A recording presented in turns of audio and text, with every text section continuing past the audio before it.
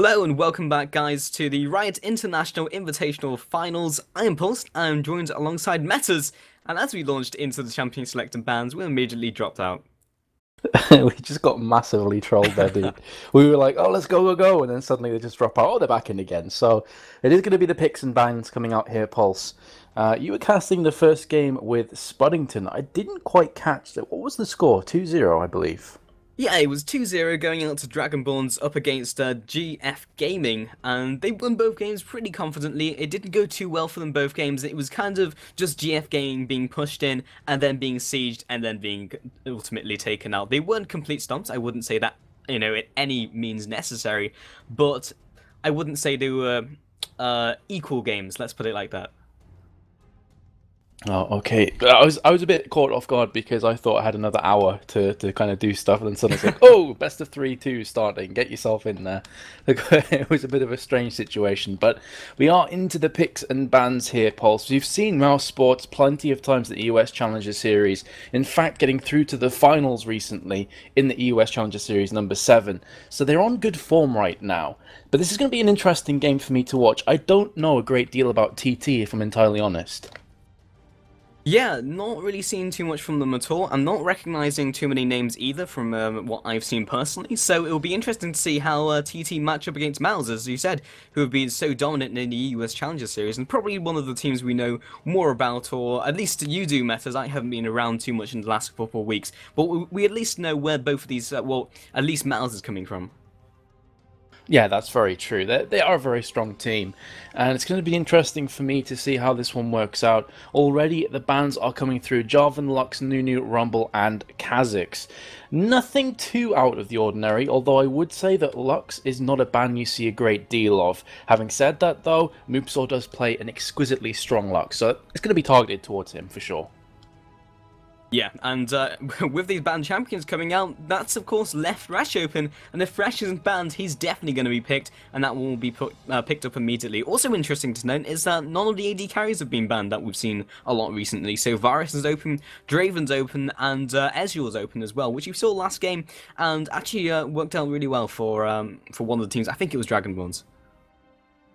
Yeah, so obviously Mouse are going to be going up against Team Turquality, which is a play on because they're all Turkish players.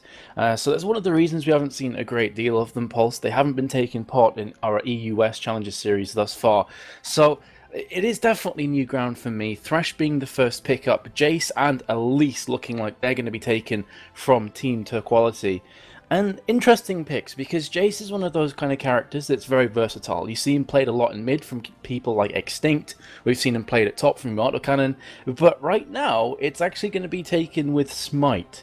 I don't think it's obviously going to turn out that way. They're probably going to switch it around. But it is a character that keeps you on your toes.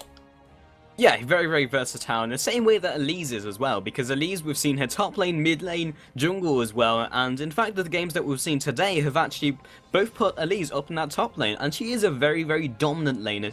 It's more of like a lane bully more than anything, but of course we have actually seen Elise in that support position as well. A little while back, I think it was My Revenge who actually played Elise support alongside Kog'Maw, and then Kog'Maw just got completely fed off the lane dominance that Elise ultimately gave him.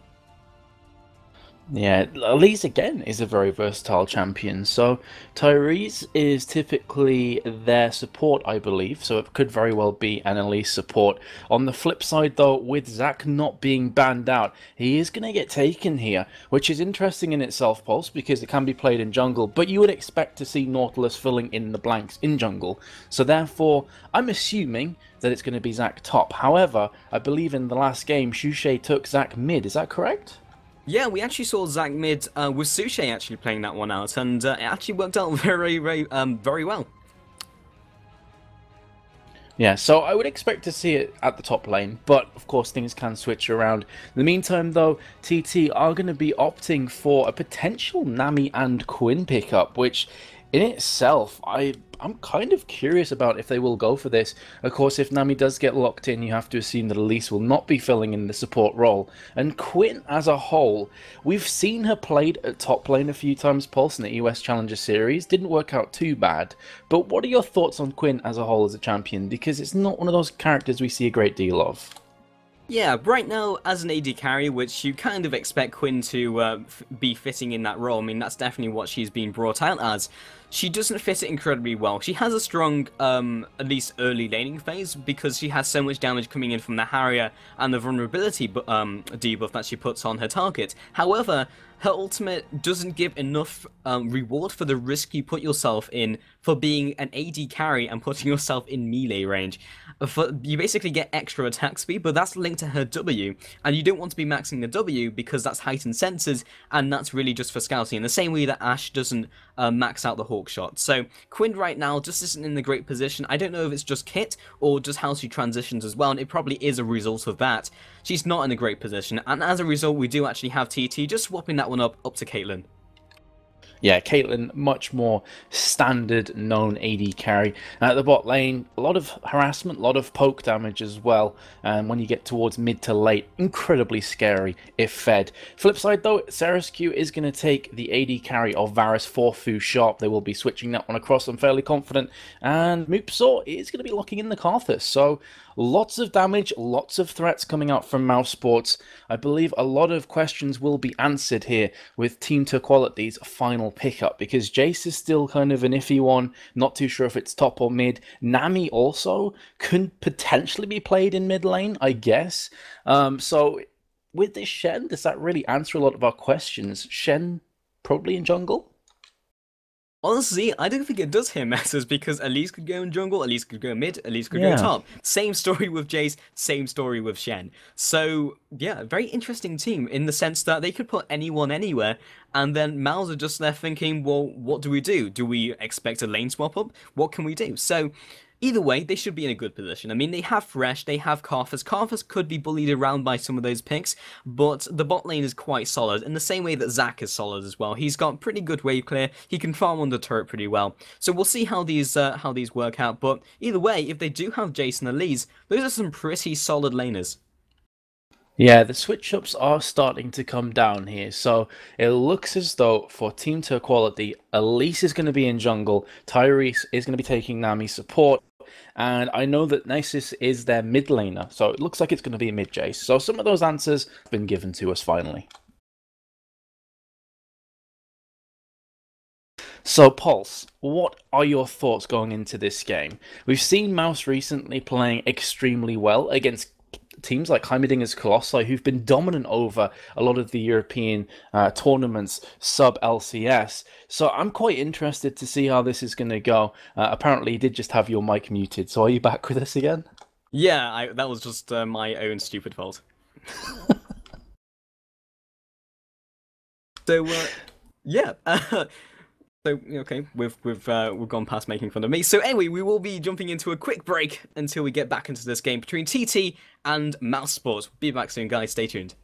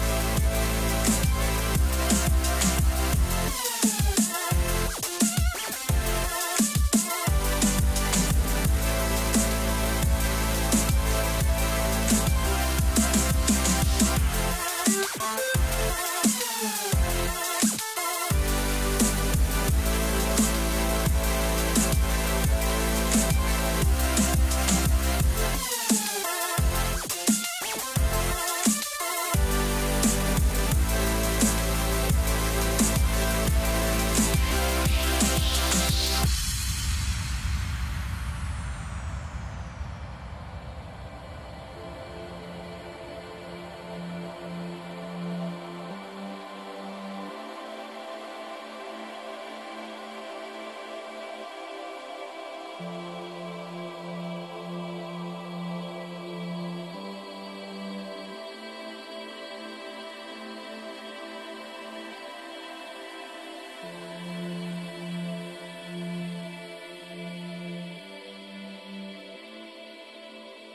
and welcome back, guys, to the Riot International Invitational Finals. I am Pulse, I am joined alongside Metas. How's it going, Metas?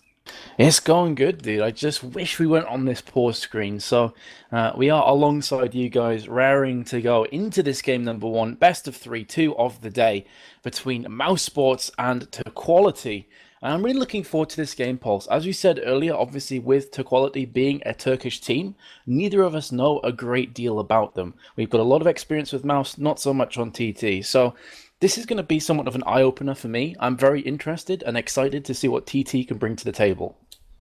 Yeah, so we've been talking with our producer just a little while ago, and we were talking about how big the actual Turkish scene is. But because they kind of keep them to themselves, we haven't seen too much of these teams, and they are definitely top level. I mean, they're in the Riot International Invitationals, they are at this level, so yeah, it'll be interesting to see how they weigh up against Mouz, who we've seen so much of, especially with Kaostv hosting the EU-West Challenger Series.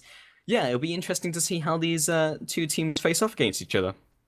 Oh yeah, absolutely, 100% agree. They're in the invitationals for a reason, because they have been deemed more than good enough to partake against these top tier teams. Like, other than LCS, these are some of the best teams in the world right now, in Europe at least, and more than likely globally. So that's the kind of indication of how good these players are, what their individual skills are like, what their team-based skills are like as well. We've not been informed of what is going on right now, so we're kind of being kept in the dark alongside you guys. Fingers crossed though, Pulse, will be live to go very shortly.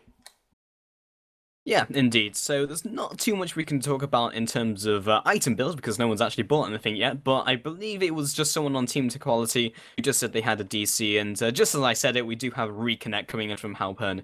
So we should be getting underway fairly shortly here. Yeah, they're asking if both teams are ready. So obviously, if Mouz go ahead and say, yep, we will be live, unpausing the game, and we are going to be in here, Pulse, in the next couple of seconds. I'm going to skip to live to make sure I don't miss any of this glorious action. There we go, and we are live into the game. Yes, indeed. So we have both teams just jumping out of that summoner platform. And it'll be interesting to see whether either of these teams go for an invade. A ping comes down from Mouz, so it looks like they're looking for that blue invade, which is a pretty generic invade. I mean, it's probably one of the baseline invades you expect to see in that level 1. Team Turquality actually moving and rallying into the same sort of position. So if they do actually go for this invade, they are looking to meet them head first. Turquality actually maybe looking for an invade of their own. They see themselves a team of Mouz, and they actually just push them back. Aqua Prison goes down, just slightly whiffing, but they're just trying to push Mouz away, stopping this invade from happening, because right now, they have basically what is Team Hook City. Yeah, that is very, very true. Lots of CC.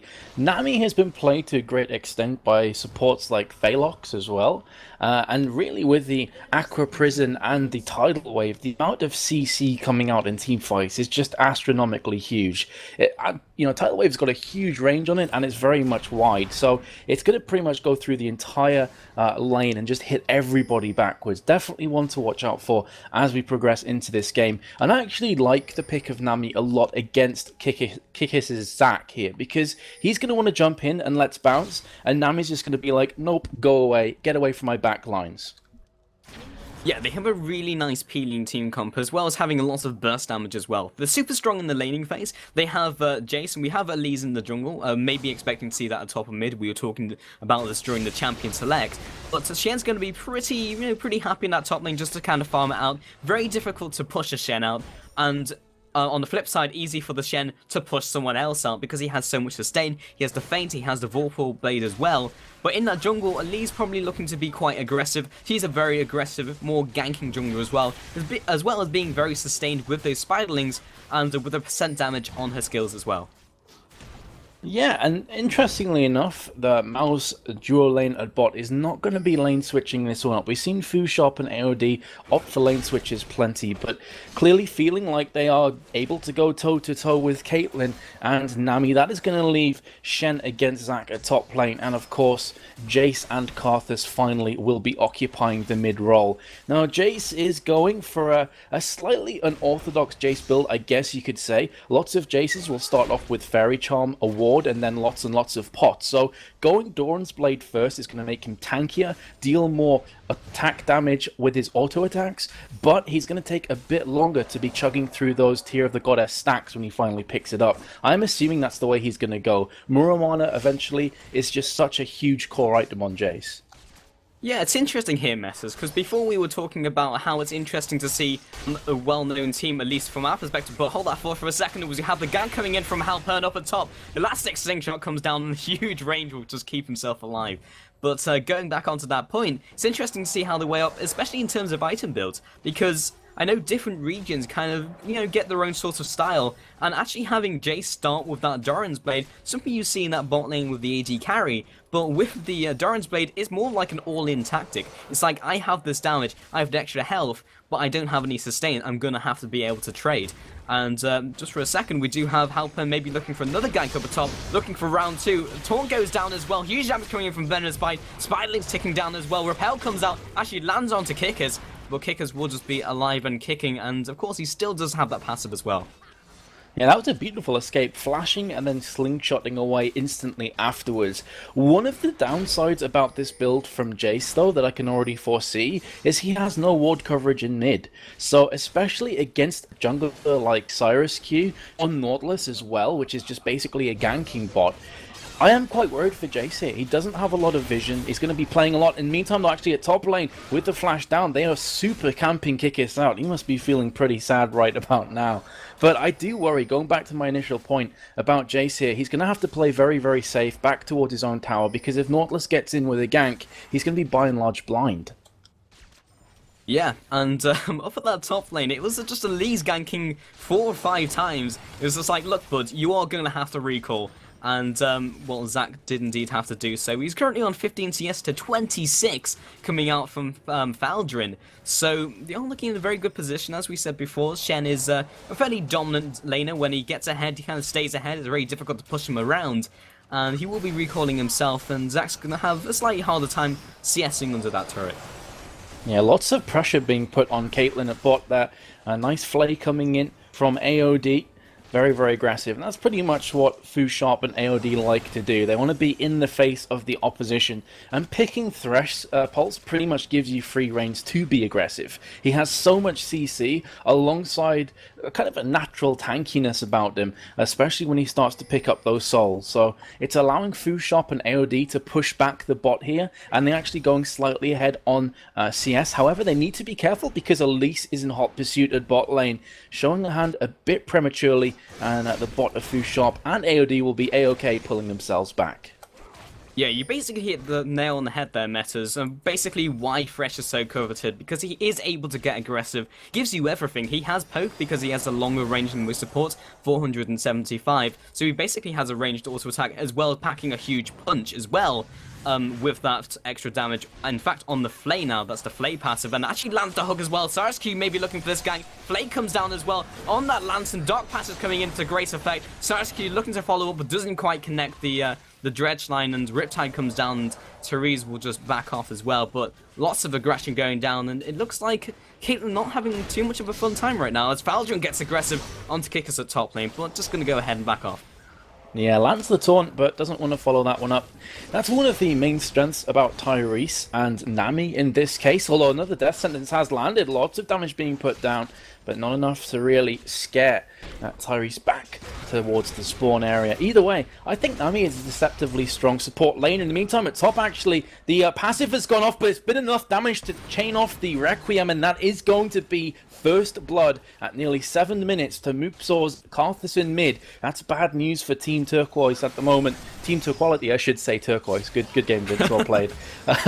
Either way, actually, there's a lot of action at bot lane at the same time. That's going to be a kill as Tyrese falls to the piercing arrow courtesy of Fu Sharp. I was going to say, say that Nami is a deceptively strong support because you think you've killed her and then the ebb and flows goes down. Flashing from AOD, and they're trying to pick up the kill onto Caitlyn, but the barrier will just narrowly save his life. So lots of action in the last few seconds. Yeah, perfectly timed barrier will keep him alive. We do have Halpern coming down bottom as well. Both bot laners from Mouz are dropping very, very low. That could be an easy double kill for Halpern, but good map awareness and a ward in the right place will just keep those guys alive. And the good thing here, Metas, is if one of the casters messes up, I'm sure Bat will be all over that to post up a YouTube video.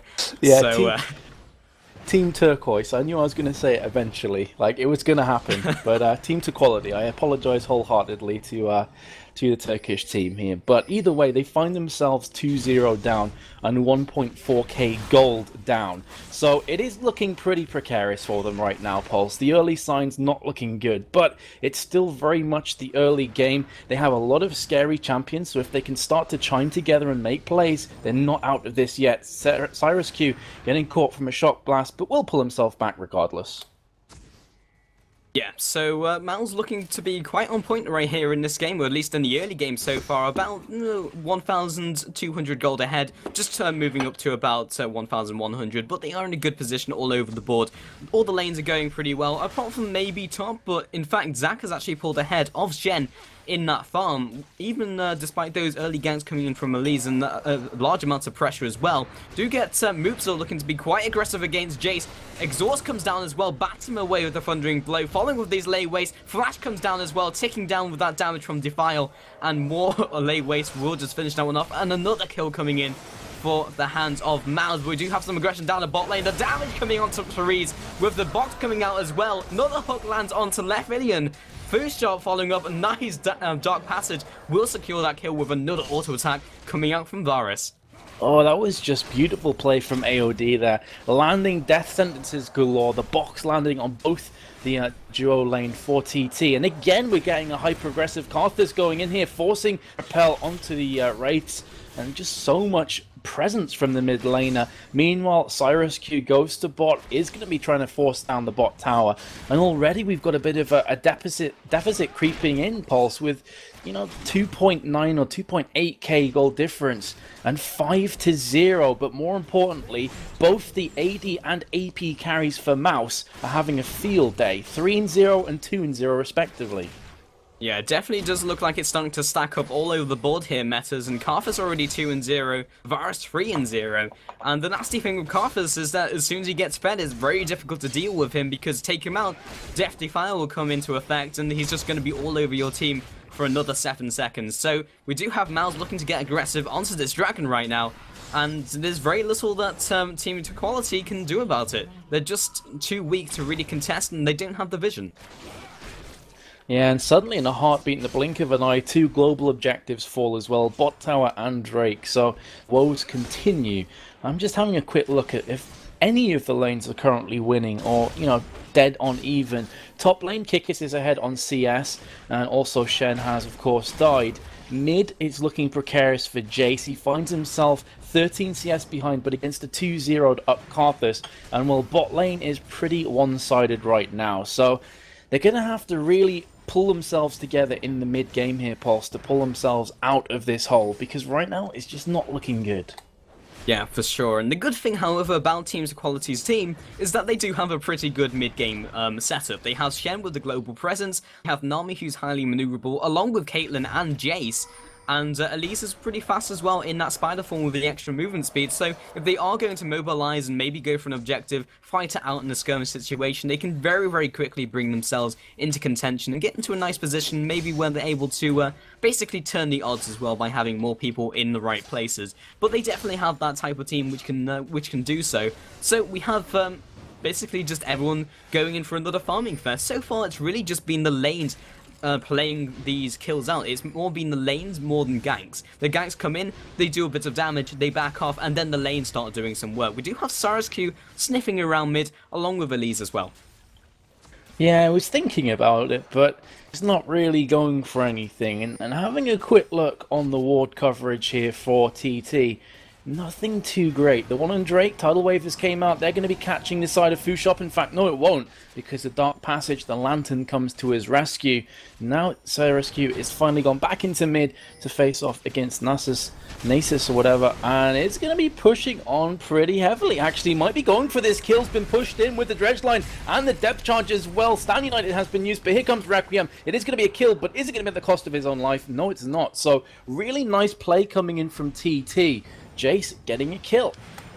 Yeah, Team Turquality definitely coming back into it, and this is what we were talking about, Metas, with their extreme mobility on their team, able to get around and just make things happen, but the box comes in immediately following up from that flay. Nice lead in, but we don't have Fushop in a great position to follow up with Halpern coming in from the side as well. Headshot lands as well. Fushop tries to get out there, barrier comes down, Chains of Corruption comes up, perfect ace in the hole, finishes that one off. AOD, Flay comes down once again, Halpern looking to lock him down, Cocoon is already up, actually lands, Tyrese tower diving, tanking that turret, and Halpern picks that one, in fact, Therese picks that one up, and Halpern just carries on going.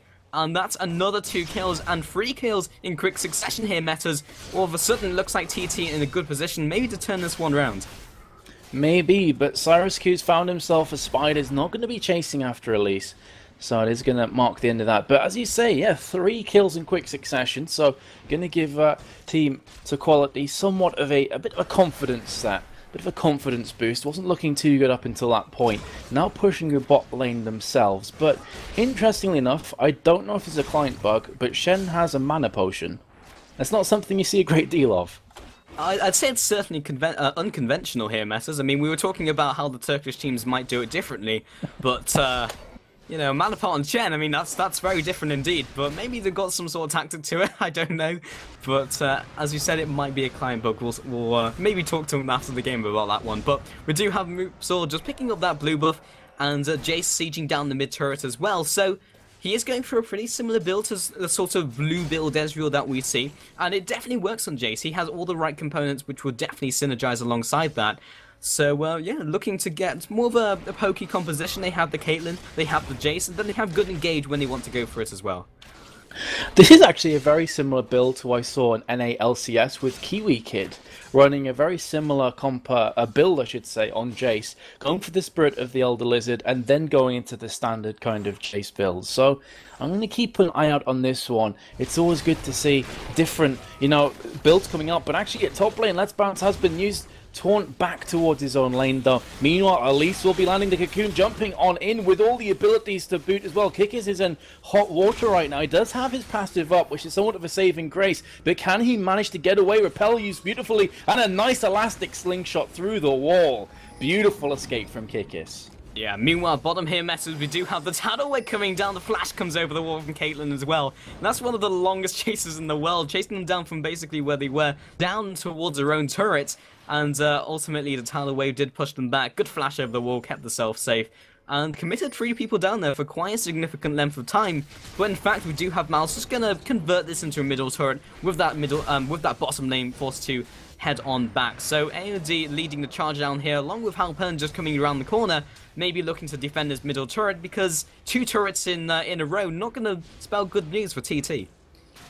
Yeah, indeed it isn't, but they have managed to stop their second mid-tower from falling. Did take a few scratches in the process. So you really do have global action kicking off. Top lane, 2 versus 1. Kikis managing to escape by the skin of his teeth, and a similar situation at bot as well. So this has been a pretty fast, frantic affair, Paulson. Having a lot of fun casting this, actually. TT bringing the pain to Mouz. They're not, you know, just going to go down without a fight. They are going to go down swinging if indeed they do lose this first game. And remember, it is still very much anybody's to win. Yes, a 5k goal difference is fairly big news at 16 minutes, but it's by no means over.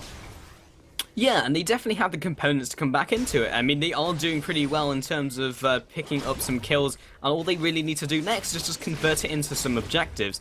And they do have some poke as well, so if Mouz doesn't get the engage down, it's going to become infinitely worse for them. Shen currently tied up a top lane with Zac, but Zac can't come down and Shen can. So if they can actually get this engage off and do well, AOD getting locked down, but the box comes out as well. Lefilian going to drop very low, barrier comes out as well. Fushop just going to go ahead and back off. Flash comes into the taunt, gets caught in no man's land as he gets chunked out The Requiem comes down into the dredge line, keeping him locked up, not able to pop down that face, and that's a 3-for-1 so far in this bottom trade. Shen came in as well. Zach's going to be happy pushing up that top turret, and it looks like we do have Jace looking to be aggressive along with Nami as well. Might be able to push them back, or maybe even reclaim a kill here. Gets aggressive moving through the acceleration gate. Tidal Wave comes down, long range Tidal Wave doesn't quite connect with the dredge line, keeping himself safe. Food Shop actually bringing in the plays, picking up a kill onto Nami. We have the hook coming in from AOD, but it's no problem because they have another hook ready to come in from Cyrus Q, which connects onto Nasus. And we do have Food Shop picking up, and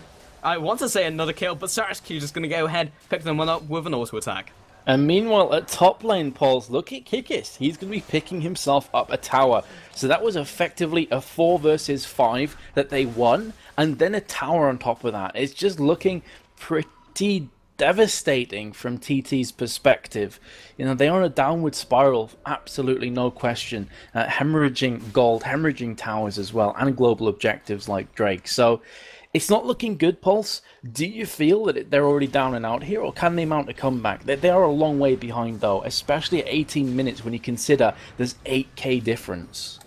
Yeah, for sure, Messes. I mean, TT are just bleeding all over the board, and we were just saying they can come back into it. They have a nice composition for doing so, but after losing a team fight so hard in the opposite direction, and also committing Shen as well, who was basically stopping the flood coming in from Kickers, picking up another turret at top, that was a huge blow. Losing a team fight and another turret, that puts them behind in gold, puts them behind in basically their ability to fight, but they are closing in on Mouz around that Drake area as well. The Acroprism will just go ahead and whip, but we do have Kickers coming in with the Let's Bounce. Moobzor comes in as well, Repel comes out. We do have AOD popping down the flag, keeping people in place. Halpern drops as well, 2-for-0 trade, and they are looking to follow up into Jace as well as he just tries his best to just bat someone away. 4-for-0, double kill coming in for Zach. Last man standing will be Faldrin, just sitting by himself at base, no one really to comfort him.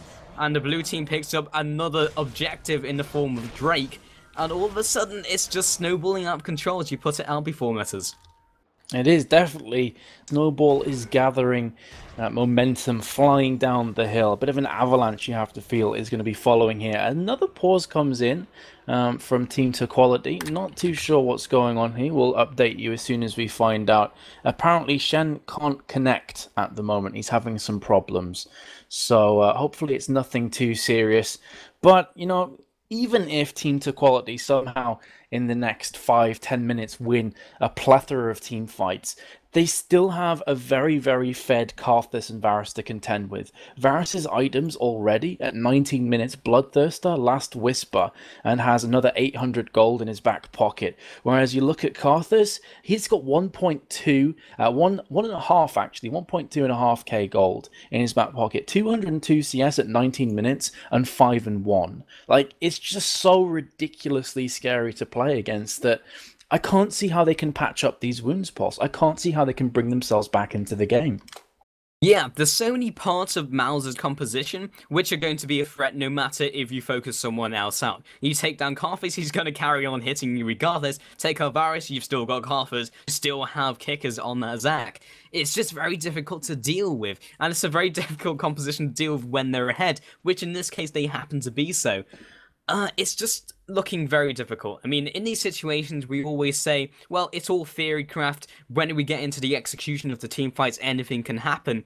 And on the flip side, if they also pick up a pick as well, and then convert that into an objective, they can certainly come back into it. I mean, in the next couple minutes, both teams will get into a position where they're going to be very capable of taking Baron, and I wouldn't put it past Mouz if they're maybe hitting a dead wall and sieging that to base. They might go for a Baron. They have Karthus, really strong single target damage. They can take that down in a heartbeat. Might be a chance for TT to come back into it. That being said, are they going to hit a brick wall when it comes to sieging down that base, Metas? Well, that is definitely to be seen, Pulse, but right now the alarm bells are well and truly ringing. Having a quick look at some of the kills and deaths average here. We've been provided an awesome stat sheet previous to this game. Moops and Foo Shop are definitely living up to reputation. They average 6.4 kills in a game from Foo Shop and 6.6 for Moops, and they're pretty much on target to hit that with a death average of just 3.7 for Foo Shop and 4.6 for Moops. So impressive stuff here, Pulse, and judging off this game, you can kind of see why. Interestingly enough, looking at this stat sheet as well, Cyrus Q, their jungler, has a phenomenally huge kills average, 9.2 as a jungler. That's pretty strange. Yeah, that's pretty absurd. I mean, we were talking before metas during the break and talking how aggressive Cyrus Q generally is as a jungler, as we've seen so far in the EUS Challenger Series. So, you know, they're the type of team who likes to be going for that all-out aggression. And, well, certainly so far as we've seen in the Riot International Invitationals, they are coming out really strong. Cyrus Q's his stats are just unbelievable. 9.2 kills average, only 3.5 deaths average. So that's a massive kill to death ratio going in his favor. And you can kind of see why he's been very aggressive this game, as you mentioned previously. We spoke about this in the break, that he typically likes to give a lot of his farm to both Moops and, as the game progresses, on Foo Shop, and sacrifices that to just be more gank-centric. And we've seen that this game, that he has been very, very active in the jungle. And Team Turquality, I feel, haven't really been able to match up to that. We've seen a couple of kills going down at bot lane, where Foo Shop on Varus has been just running through everybody, and a lot of that has to just be thanks to not only Cyrus Q, but also AOD's beautiful play, who's currently averaging 11.8 assists per game. As a support, when you compare that to the support of Team Turquality, he's on 11.6, but you look at the death averages, Tyrese averages 4.1 a game, whereas AOD averages 1.8. Big differences. And we can see that showing through in this game here, metas. I mean, just putting these two teams side by side, we just have Mouz just showing how strong they are. I mean, TT can, you know, they got a couple of kills. They can probably come back into it at that point, but we just had so many team fights snowballing in the opposite direction, and those stats not only come from, like, you know, the laning phase and how strong they were in their own sort of individual roles, but when it comes into team fights, how well they operate as a unit. And even though they had so much mobility coming in from that team, mobility doesn't help you when you're just straight up weaker when it comes into those team fights, even when they're outnumbered. Yeah, that's a very good point. Apologies, my push to talk key just went a bit crazy there. But yeah, you're very, very right. And also, just having a look at some of these stats, you know that a support player is pretty damn strong when he nearly has a higher kills average than death average in games. Because obviously, clearly, you know, support players aren't typically going to pick up loads of kills unless you're somebody like Edward, who's just going to go along and scumbag everything. But AOD has 1.7 to 1.8, which in itself is a pretty remarkable statistic for a support player. But I'm still waiting to see what's going on about this pause. As I say that, it sounds like Shen has just reconnected here, Paul, so should be jumping live into this game very shortly. I mean, we talk about the caster curse, but it looks like the caster curse has helped us out here, metas. And bit of a blessing this time. Yeah, indeed, the caster blessing, we should call it. But maybe some more alliteration could follow that. But we should be jumping into this game shortly, I hope. We have had the reconnect from Valdrin, so we're just waiting for the go-ahead coming in from these teams. But I hope someone hasn't just gone ahead and, you know, gone for a drink, because that would be, yeah, that would be cutting up the action a little bit. Well, it's definitely possible that someone may have nipped to the bathroom or, you know, gone to get themselves a bite to eat, because this pause has been going on for a fairly considerable amount of time. But perhaps maybe this will just give us a bit of a chance to talk about some of the builds that we're seeing right now from the two teams. So, obviously, this is going to be fairly stacked in Mouz's favour. After all, they are finding themselves 10.7k gold ahead of TT right now. So it is looking pretty bare on the Team Turquality side. Having a look at the jungler here, hasn't got an Aegis of the Legion and just managing to pick up a Spirit of the Spectral Wraith, which when you compare that to Cyrus Q's build of both the Locket of the Iron Solari and also the Boots of Mobility, is pretty scary. Also has 1,000 gold to spend, and it seems it was a bit of a blessing in disguise because Shen has disconnected again. Ouch. Yeah, and we still do have another 19 minutes to go before it just automatically reconnects. But we should be jumping into the game, fairly shortly. I think now's a good time to really ask the chat if anyone has a question, and we'll try our best to answer those questions with some, fairly informed answers here, Methods. Well, I don't know about myself, Pulse, but you are you are somewhat of a fountain of knowledge, dude. You're quite spectacular when it comes to knowledge of League of Legends. I just try to ride off the coattails and to not look foolish in the process. Unfortunately, my internet's not too great, so I won't be able to look at chat. So the onus may be on you, Pulse, to find good suitable questions because I simply can't look at the stream right now. Yeah, not a problem, Metas. So I'm just looking at chat, and if anyone has a question, then we can answer that. Someone's asking what the AA lineup is right now against All Authority. Do we have that?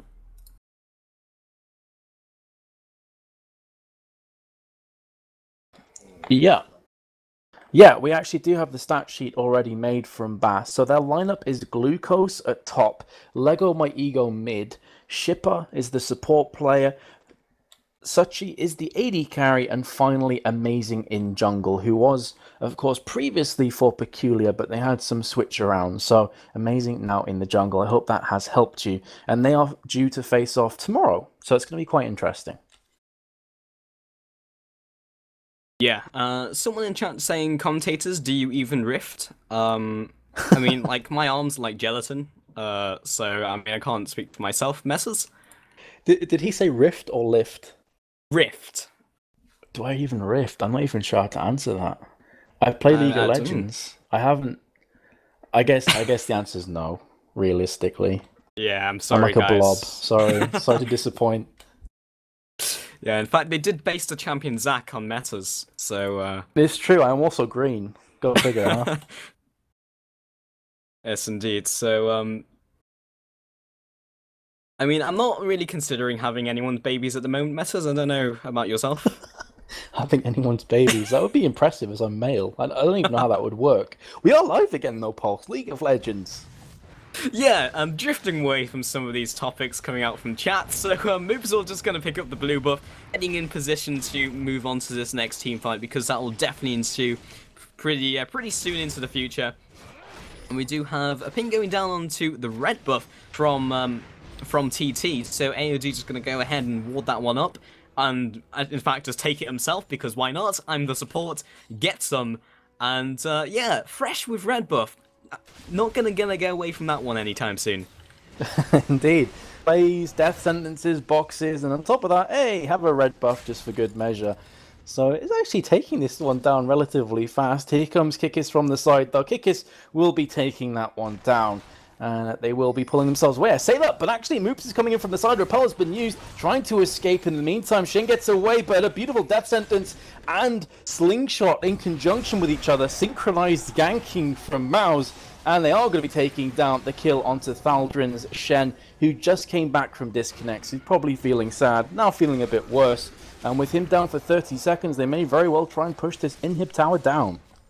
Yeah, it's like, guys, I fixed my internet. I'm dead. In fact, not helpful in any way, shape, or form. But we do have Mouz getting aggressive on that top lane. Chains of Corruption comes in, follow-up from Kikis as well. And I wanted to play-by-play that there, Metas, but he just dropped in a heartbeat, just disappeared from the map. And now the top lane is just going to fall to Mouz.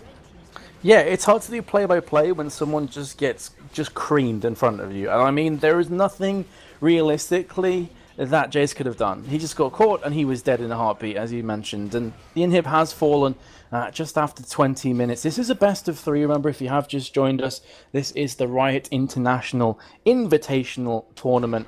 We are Kaostv and we're bringing you the live coverage. This is game number 1. I don't want to, put a downer on this, but I'm fairly confident that Mouz are more than likely picking this game up, Paul. So it may be a case that Team Turquality are just trying to compose themselves as Kikis will be jumping in there. He's going to be thinking about trying to make some big plays happening. Let's Bounce has been utilized alongside Tidal Wave. The Aqua Prison lands onto Kikis and the Stand United. No kills down thus far, but they are re-engaging again. Elise is forced to flash and repel away. Depth charge landing on her backside, and that is going to leave the AD carry of Caitlyn very vulnerable. 90 caliber net does not work, but the flash does. plethora of summoner spells, and the piercing arrow comes through to finalize the kill. Meanwhile, Kikis has been popped into his passive and should be going down, although there is an angry diver in the back. Yeah, Sarasky looking to follow up onto Faldrin as well. We do have Nases coming in once again. We do have the flash over the wall coming in from Zarasky. We realizes actually I can't trade off against Shen and wait for some backup. We do have Shen coming in that mid lane. AOD now on the back foot looking to try and get up here. Exhaust goes down just to try and save his own skin. And meanwhile, we just have Karthus chilling in the base. And double kill comes down. Classiest ultimate in the world. AOD pulling out the Dukes as well onto Faldrin. Looks like he's just going to turn around and trade off with him. Freight comes down, just keeping out some of that damage. And we actually have Mouz just trying to recall in that base. Leffeline going to have none of that and just push him away with some auto attacks and a Piltover. Not going to get away with that there, Mouz, but we do have Poop Shop now pushing down that bot lane as well. That was so comical. They could have just put like Benny Hill music or circus music at the bottom lane. I don't know if you caught it, but Moopsaw and Halpern were in a duel to the death below the tower. Halpern actually duped him a good 2 or 3 times, and then Carter's like, okay, screw this Requiem. I can't be bothered messing around with you anymore, and actually got the double kill. So it has been one of those kind of games. As I was going to mention before, Kikis went all in, balls to the walls aggression. I feel that Team Turquality don't really realistically, think they can win this game, but maybe just trying to compose themselves, having a good discussion about what's gone wrong in this game, and just, trying to get themselves pumped back up again, because after a defeat like this, it can get quite, disheartening. You can get quite down on yourself, so I hope they bounce back in game number 2. I am saying this, I know the game hasn't finished yet, but realistically, you look at all the stats in front of you, I can't see how they can come back from this. I simply can't. Yeah, and then, by the same token, you can just carry on the game, see how Mouz plays it out, because, these are new teams that have never seen each other before. The more information you have about the enemy team, the better, and to come back stronger in the second game. And it looks like Mouz looking to aggress now onto this Baron, and Moopzor is going to take it over the wall as well. Might, in fact, get caught by a Halpern and Nases as they just turn that corner, but the damage coming out from that lane waste, Halpern actually just gets locked down by that death charge, and the elastic slingshot pops over the wall. AOD just going to completely squash that bug as they carry on to this Baron, picks up that pretty easily, honestly, and then Nasus just trying to recall on the brush. Kicker's not going to have any of that at all, as he follows up with the Requiem coming down as well, looking to mop up some kills, and chunks down Tyrese about half HP with Requiem by itself. Aqua Prison goes down straight on top of her own face, when Kicker's actually just jumps over it. We do now have the middle turret just going to probably fall down. Very little that TT can do at this point, and just kind of, just play the rest of the game out, I suspect. Yeah, this is going to be the second inhib falling, and the bot tower could very well be the next target, or they could just go for more kills and secure the Nexus towers. Either way, Kikis again very aggressive, popping down the top Nexus tower at an alarmingly fast rate. From TT's perspective, Fushop will finalize that kill. We have a big engage in the mid, though. Box has been placed on beautiful on top of the Let's Bounce as well. Everybody is getting crushed so quickly. Double kill for Karthus like he needs any extra kills. Rampage will finally fall, but with the Nexus being bare and vulnerable, is going to be getting taken down. That's going to be game number 1, going to Mouse Sports. Remember, it is a best of 3 though, and I'm curious to see how Team Turquality are going to bounce back from this one. Yeah, Nexus falling any second now. So, we saw this game, and they had the mobility on their side coming in from Team Turquality, but it just wasn't enough when it came to the laning phase. I mean, maybe they might go for the same sort of high mobility composition once again, and maybe look for some more aggression from the lanes themselves, because we didn't have Shen moving around too much. He was more locked down by that Kickers in that top lane with Zac, but that was more a result of him being pushed in because Zac was in such a dominant position. So maybe in the second game they might go with a sort of similar setup, where they, be more aggressive in the sense that they group up more and might be able to face off against them in those team fights, and indeed in the lanes as well, because it kind of snowballed from there. You have to feel metas, because in the laning phase they kind of just got beaten all over the board, not massively, but enough that when it came to those team fights they weren't quite strong enough to really combat Mouz's composition. Yeah, all very good points there, Paulson. Going into the second picks and bans phase, I'm very curious, do you feel there's any champions from Mouse that warrant a ban now after that performance? Yeah, Fresh probably one of those because Fresh does so much work in that game, but you really can't pin it down on any one of those champions. You have to feel there's so many components in that team that you kind of just you can't ban all of them, and you might just want to go for those same sort of blanket bans in the first time round, just because they could be even more of an issue the second time when it comes out from Mouz. But with the same token, TT might want to pick out some of those champions that were picked up by Mouz to maybe repeat the same sort of effect it had in this game. Alrighty guys, well we are already into the lobby, just waiting for two of Team Turquality's lineup. So are we going to cut this to a quick break, Vass, or are we going to just jump into the next game straight away?